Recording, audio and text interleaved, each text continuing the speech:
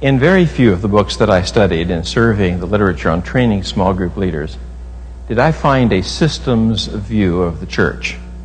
That is, an awareness that the small group is one part of a much larger whole. But if you're going to be a leader of a small group or a Sunday school class or a cell or a task team in your church, it's very important that you have a view of the larger church and that you don't begin to imagine that your little cell is the whole, but rather it is a representation of the whole. No place does this come clearer than when we come into the worship services of a congregation. Now, there was a time when we didn't relate the cell groups, Sunday school classes, ministry teams of a church to the worship service. We would talk about the service of divine worship or the celebration of worship, whichever phrase strikes your denominational leaders as the appropriate way to express coming together before God. But we have this joint meeting of all of the Christians to honor God and His work. And then we have parish life, and that's everything else. But sometimes we don't directly make the connections between the services of divine worship and the parish life. We treat them as though they're two separate entities. Now, in considering your group and its role in the larger church life, one very important picture to have in your mind is this: that the church at worship, in its corporate worship, is a powerful experience for the people in your group to keep them from becoming hopelessly provincial. You see, they can become so consumed with the small group and its activity that they're not aware of the larger work of God in the world. They're not aware of the history of the Christian faith. They can get their care and support needs met in a small group, but they can't have their vision expanded easily to the whole world if we don't take them away from our group and to meet with other Christians. Now, this is where you have a privilege as a small group leader of bringing the whole resources of the church worldwide to the help and attention of your people as you focus on the worship experience of your own local church. Now, let's talk about the opportunities that you have as you take your group, you've met with them, and you have a chance to get them excited about doing things beyond the hour that you're with them or the 2 hours that you're with them in your group. Where does it fit into the overall plan of things over at the church? Now, what I would like to do is I would like to do a schematic diagram of a worship service and show you where groups fit in and where your group could fit in to the corporate worship of your particular congregation. Let's use a large area here, and let's call this the worship space, such as it is in your denomination. And what we generally know about worship spaces is that there are places for people who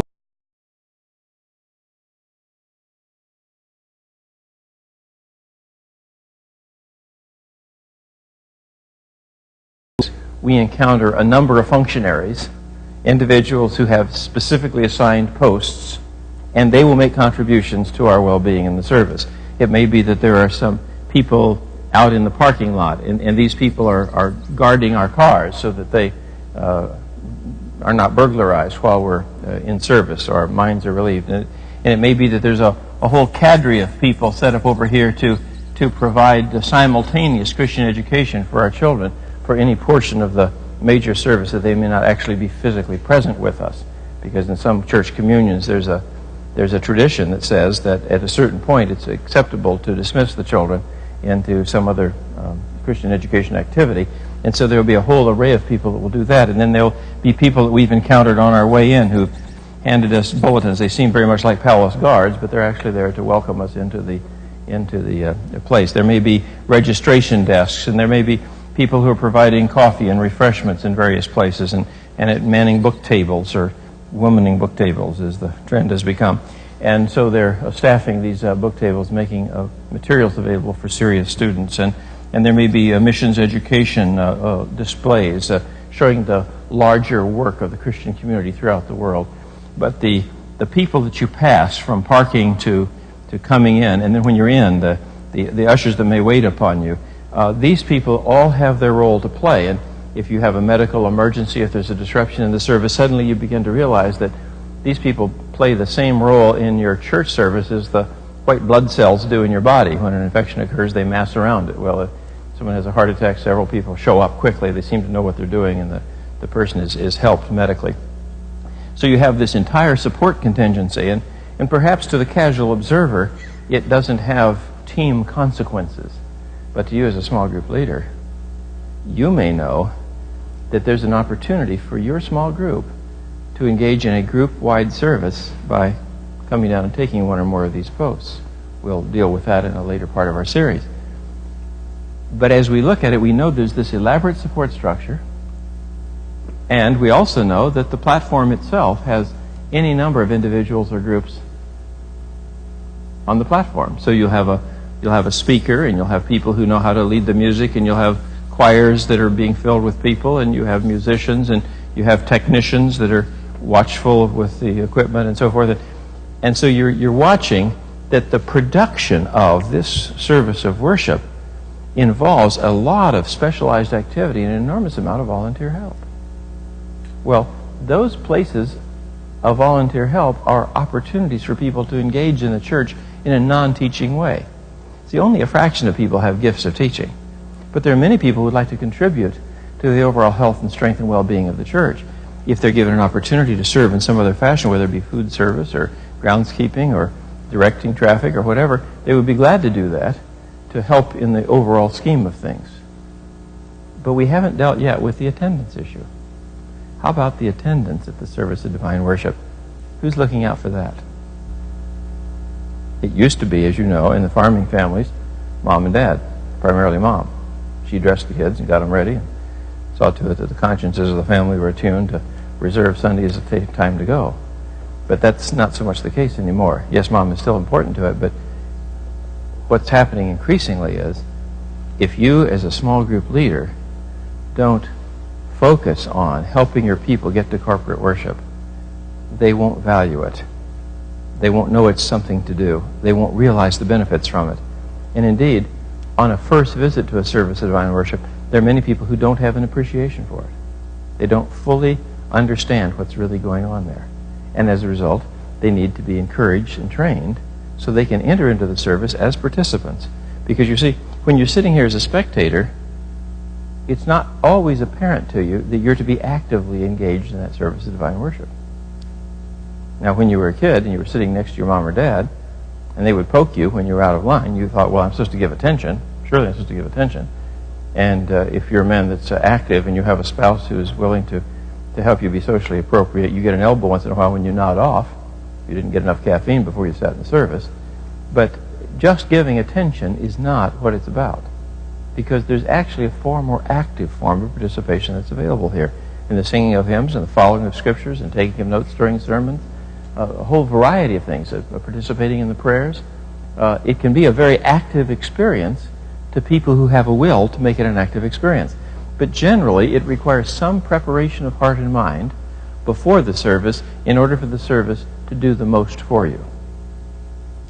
You see, services of divine worship have been conducted according to liturgies and according to orders and forms of service that have evolved over 2 millennia. Now you can say, oh, I don't go to one of those churches. Well, actually, when we study churches, every church has a liturgy. Some have a liturgy that's so informal as not to be apparent. But there's always an expected scenario of events that's going to come to pass. And in order for you to bring your people from your small group to one of these services of worship, you have to first of all know which service of worship you're going to regularly attend so they can predict your attendance. And here is where churches are discovering they have enormous power through their lay leaders to use their facilities in a more effective stewardship of their wealth. You see, if you had a 100-seat auditorium, you could use it 10 times, you wouldn't need a 1,000-seat auditorium. If you had a 1,000-seat auditorium, you could use it 10 times, you wouldn't need a 10,000-seat auditorium. You could make much more use of an auditorium if you had a way of arranging participation in the service. Now, we already know how to produce services. We know if we're going to have a service at 7 o'clock Saturday night as an addition to our Sunday services, we know we have to get an usher team to agree to come and to usher for that service. We know we have to have some Christian education people that are willing to come and attend that service. We know we have to have some choir people. The guest factor in all of our churches has been, can we get anyone to come and watch this service we're going to conduct? The reason for that is that we have lost the essential fundamental definition of what a leader is, except at the level of task. You see, the task of all these different people, whether it's in the choir or playing the instruments or in the band or preaching or ushering or whatever, those tasks are clear. And so we can say, please organize a group, an usher team, a task group, a communion service team or whatever, around this particular service time. And we don't seem to have any problems because the people who lead those teams say, I'm looking for ushers for the 7 o'clock Saturday night service, and that means I need you there from 6:15 to 9:30. And will you help me? I'm going to have 2 shifts, and we're going to alternate weekends, and so you'd be in shift A or B, depending on what your schedule can handle. And the recruiter goes around, lines up those people. Pretty soon, you have all the ushers ready to show. There's just no one there for them to usher. Now, if we take this thing just one step further and say, but if we had leaders in our church who are leading cells and groups and Sunday school classes and other things, we could get the leaders to contract to be at that worship service, and we would have that attendance at that worship service. Because the leader would then begin to shape even their invitation as to who they invite to their group around the service of worship they're going to take their group to. It's almost like buying a box seat and filling it each week. You make that arrangement. Down at the ball game, you go buy a block of tickets and you hand them out, and people meet you for that particular time, and they don't say to you, well, I don't attend ball games Thursday night at 7:30. Yeah. Oh, you don't? No. That's his denomination, I guess. Usually, when you ask a person to come and sit in a box seat at a ball game, they say, sure, when is it and where is it? Throughout our society, specially arranged times for meetings are accepted, except in church, where people have the notion, I go to worship when it's convenient for me and for my family. That's because they're leaderless. They've been trained as spectators to be passive demanders on the church system, and they don't understand that there is $1 million decision being made when a small group leader says, I'll go to the Saturday night service, because that makes it possible for the Sunday morning sanctuary to be emptied by that number of people. They don't understand the consequences of not having group leadership. But if you're a leader and you attend a given service and you invite your people to join you in that service, and every time you invite a newcomer, you begin to prepare that newcomer for worshiping with you at that service, and you arrange things before and after the service with those people so that there's an even larger social impact to the service than just attending for that particular time. Say, why don't we come and go to the service at 7 and let's go out for something to eat afterwards? Or why don't we meet together for supper and then get finished in time to go over to the service at 7? And just an amazing number of creative ways of making things happen so that you can get people to the service that you have made a commitment yourself to be able to take part in regularly. And in some cases, your church staff won't care which one you choose, but as the churches get toward full in certain services, they'll begin to look for people willing to move their groups to worship during a particular hour. And you say, well, I don't know whether I can get my group to go to that hour or not. Well, how would you tell?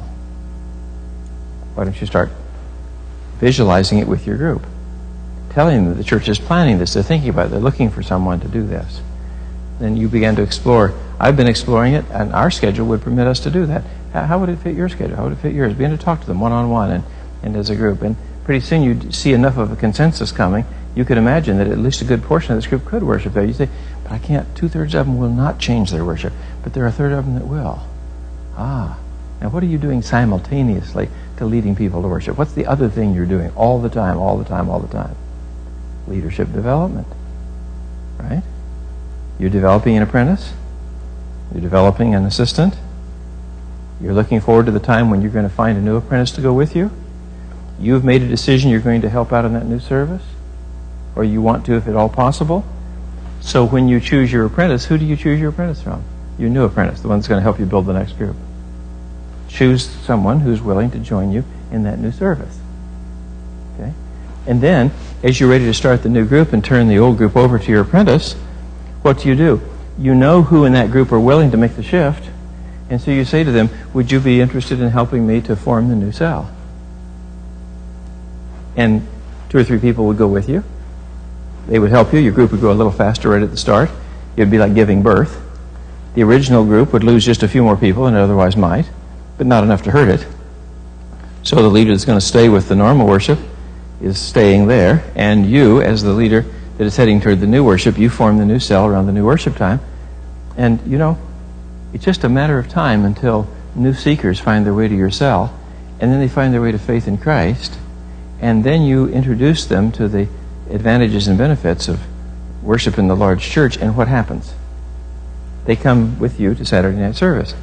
And then when they're telling their story about their faith to some other person, they're surprised that other people worship on Sunday morning, because they worship on Saturday night. As far as they know, true Christians worship Saturday night, because that's what they do. And then they say, oh, there are Christians that worship Sunday morning. Oh, their idea of the Christian church is expanded. But for them, it's a perfectly natural thing to go a separate hour. The people that wouldn't come, it's a natural thing for them not to go the second hour. We found that we can't force people. You can only lead people.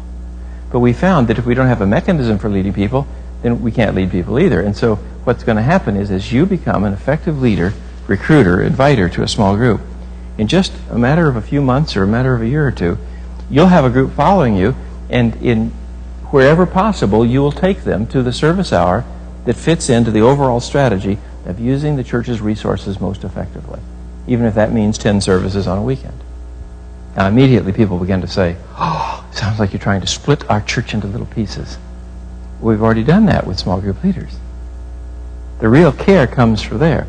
Which service you attend probably is going to be influenced more by the style of music offered during a particular service, and how easy it is for your people to appreciate worship with that style of music. Now, please understand this. People are looking for something to change their lives. They want contact with the Almighty.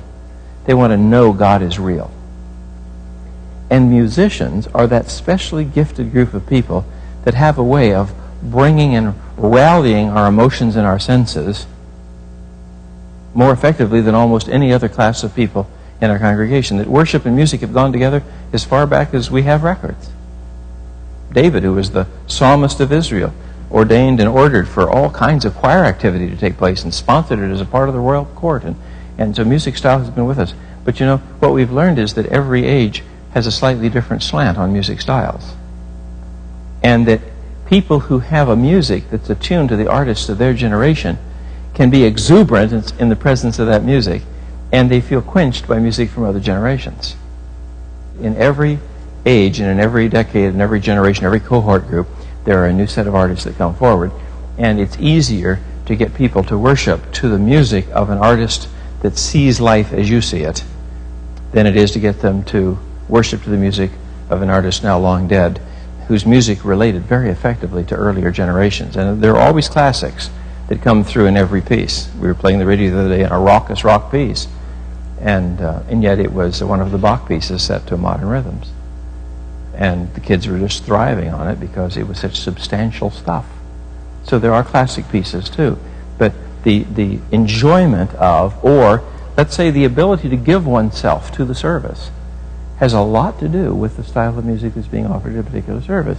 So the question you'll ask yourself is, the people that I'm able to lead and follow, do they have the ability to appreciate the worship style at that particular given service? Because that will make it much easier for them to feel like that they have been to church, they have been with the people of God, they have been in the presence of God, if they have that worship. Now, you prepare your people for whatever the worship experience is going to be. And if you're a small group leader, although you're informed by their current preferences, you know this: any service conducted and led with great energy can be a service that can have a positive effect on the life of your people. Now, the styles can be widely varying. I mean, you can be in services where the people's hands are over their shoulders most of the time, and they're clapping wildly and loudly. There are other services where people are very, very quiet and very reserved. There are services where people get down on their knees and kneeling benches and get back up. There are services where only written prayers, pre-written prayers are appropriate or seem to be appropriate. Across our denominations, there's this huge array of worship styles. And what we have discovered is the people in your cell group can learn to appreciate any well-done service of divine worship. Whether it's the exuberance of the soccer game or whether it's the quiet of the chapel. They can appreciate it because there are other values for them to be found there, and you need to be aware of these values. You see, as you take your people onto the premises of the church, as they see the missions activity, as they watch the opportunities for using talent, as they see the service positions that are open, as they look around and see that the Christianity that you're talking about is something that's embraced by dozens or hundreds of other people, it does something for them. It broadens their view of life. But in addition to that, you have an opportunity to take them to meet other people in the Christian world that they wouldn't meet in your small group. So you take them over and you introduce them to the staff member for this or the staff member for that. You introduce them to the senior minister or to the preaching ministers that are available to them. And by making these acquaintances, you can talk up the church, you can talk up these people, and you can make these people aware you're not alone in your ministry out there as a cell group leader. You have a counselor at the church that you can back up. You have a recreation director. You've got a youth department. You've got children's education people. And the more they see of the kind of resources that you have available to you, the more they trust your ministry as a small group leader. Not only that, but sooner or later, you're going to have somebody in your small group, and their problems are going to be outside your scope to handle. They're going to have such big problems that you're not competent to manage them through that crisis. So what are you going to do? You say to them, well, gee, we got to get help someplace. No, you say to them, remember so-and-so that we met when we were over at the service? Yes. Do you know that person specializes in counseling in that area? Or that person helps us do referral and find good helpers for these kind of problems? Oh, really? Now you're not talking about an abstract idea. You're talking about John or Susan, somebody that they have already met. And they say, oh, well, why don't we schedule an appointment with them and get them to tell us who it is that we should be seeing for further help? Well, sure, go ahead. Give them a call. I'm glad to do that. And what you've done is you've tied your people in to this much larger resource base. Not only that, but then when the church has announcements in its bulletin and it talks about the Harvest Crusade or the Revival Meeting or the Citywide Prayer March or the various things that are going on in the Christian community, you're able to say to your people, by the way, there's more going on here than just us, and our church staff is going to be going over to the Evangelistic Crusade next week. And they've invited all of us to take part. I'd like to go over at least one of the nights.